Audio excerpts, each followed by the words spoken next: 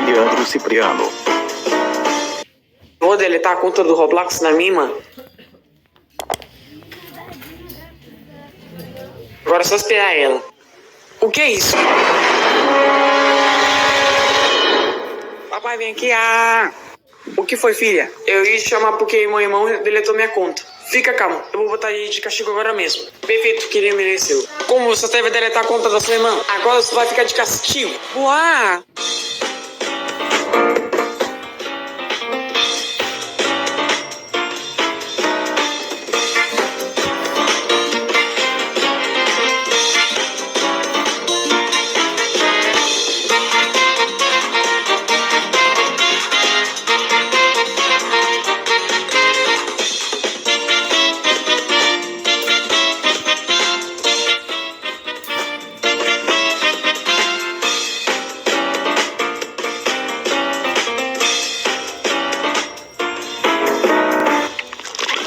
Flash teacher.